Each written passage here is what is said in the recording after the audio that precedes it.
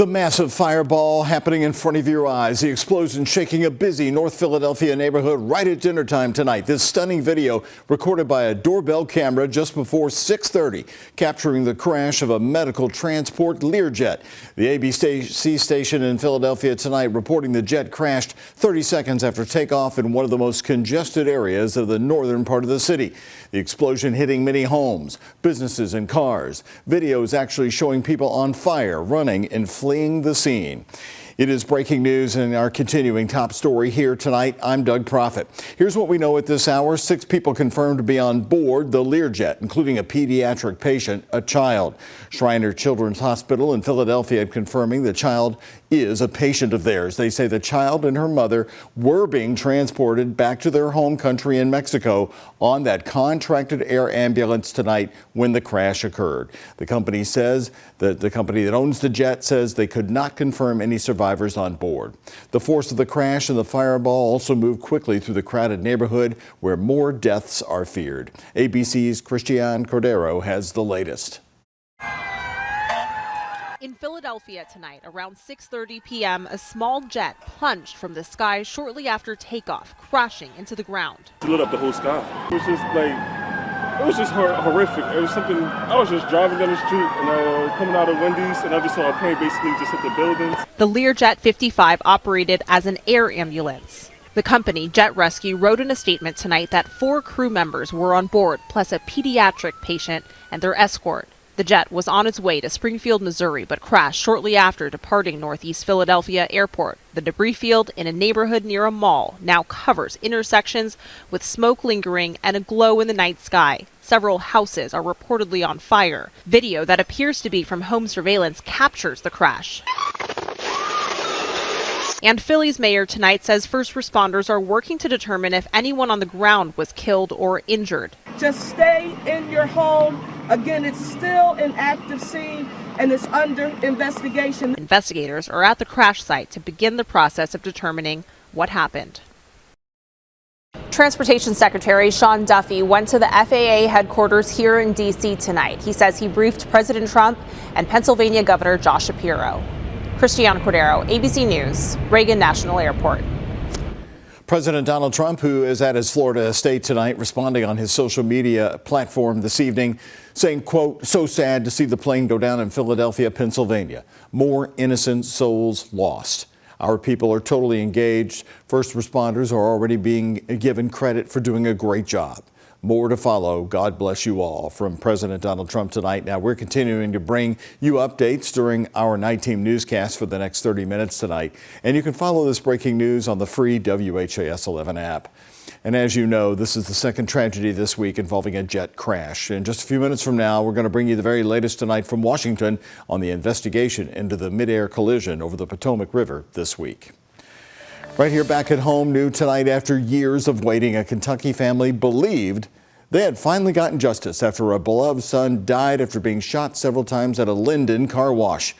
Sentencing for a man and a woman charged in connection to the crime was held on Wednesday of this week, but one day later, the woman was set free. Tonight, that family's in shock. WHAS 11 Night Team's Jose Alonso spoke with the mother who says there's a flaw in the judicial system. I'm going to sentence you on count 1, criminal facilitation to murder, 5 years, criminal facilitation to robbery 1, 5 years, tampering with physical evidence, 5 years. Dakeisha West receiving her sentence after pleading guilty to multiple felony charges in connection to the murder of 27-year-old Kyle Elzy in August 2021. He went to the car wash at the Triple Crown Car Wash in Linden when Mr. Thompson walked up on his blind side and shot him execution style in the head twice and then stood over and shot him in the chest. Kevin Thompson was sentenced to 36 years in prison for killing Elzy. Meanwhile, West, an accomplice, was set to serve 5 years altogether. But the Commonwealth's Attorney's Office says since West was under the home incarceration program since 2021,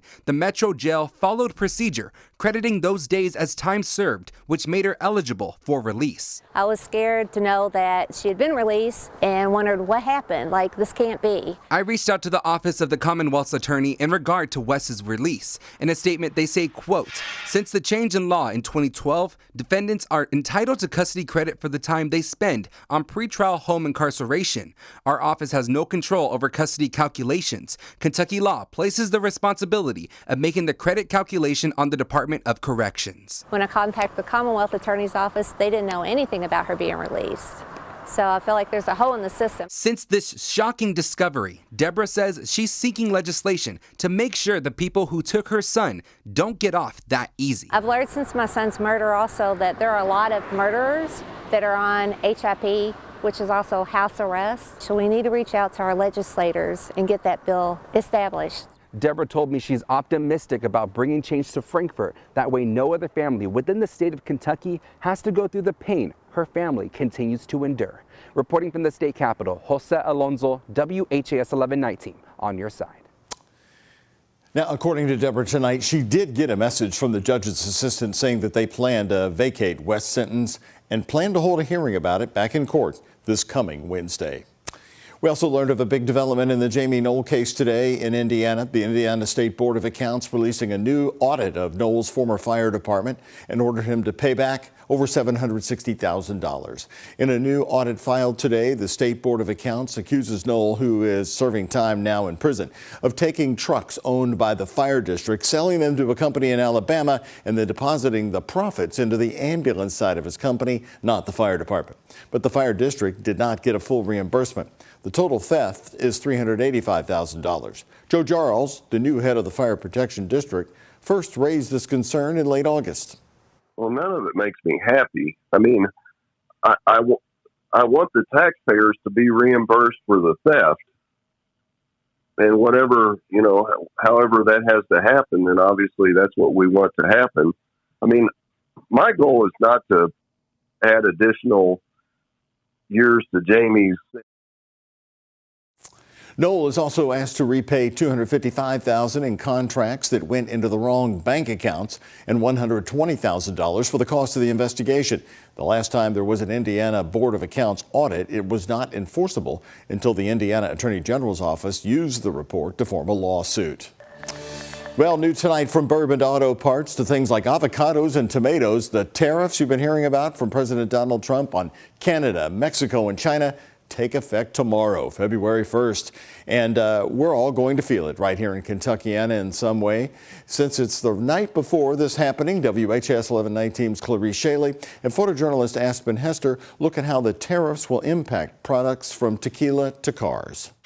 It's America's #1 spirit. Here's a hint, it's not bourbon. Everybody loves a good tequila drink. The Mexican export could hit hard times. With these new tariffs against Canada and Mexico, it may make enjoying a drink like a margarita a little more expensive. The Trump administration tariffs of 25% are set to take effect on Saturday, February 1st, increasing costs of goods from Mexico and Canada and a 10% tariff on China goods. Donald Trump says it's to put pressure on countries allowing fentanyl into the United States and to boost manufacturing and revenues for the U.S. government. When it comes to liquor, absolutely, 100%. It's a concern for downtown Louisville business, bottle shop, and tasting room. With the tequila industry already having problems pumping out what the juice they want to get, imposing these tariffs is just going to make it a lot more harder for tequila lovers and the mom and pop shops to get good tequila. Anticipating supply to change, people are stocking up and are watching the market before changing prices. The good thing about liquor is people love to drink, and they will put their money out there. The new car industry has already been seeing increased prices. People were holding on to their trades longer, making additional increased prices possibly beneficial for the used car businesses like Auto Group of Louisville and Jeffersontown. I believe will drive the demand higher because more people will be shifting their focus to pre-owned, certified, and used. Although people could get more from their trade-in in the future, it puts them in a tough spot for a while as prices shift. In Louisville, Clarice Shaley, WHAS 1119, on your side. And a footnote here in retaliation, Doug Ford, who is the premier of Ontario, Canada, says he will order the removal of all U.S.-made alcoholic beverages from stores in that Canadian province. Canada is the world's second largest market for America's distilled spirits, behind the European Union. Well, some jails in Kentucky are now hearing more from federal immigration authorities, requesting that they hold inmates they want in their custody. This comes as President Donald Trump continues his crackdown on undocumented immigrants. The jail we found today in Scott County, Kentucky, that's in Georgetown near Lexington, has recently changed their policy on working with ICE to make this process easier. They've upped their communication with ICE about inmates federal agents want to hold in their custody, now transferring them to Oldham County's detention center facility there in LaGrange, which is a dedicated 72-hour holding center contracted with the federal government to make pickups. I do think with the new administration coming on, I do think ICE is going to be pursuing these individuals with increased vigor, and we want to be there to help them as much as we can. ICE can request that jails hold inmates for up to 48 hours beyond when they'd normally be released, and that's what's called a detainer. Scott County has never had this kind of agreement in place and was advised by their county attorney not to risk lawsuits that could come by not releasing folks who have either bonded out or have already served their sentence.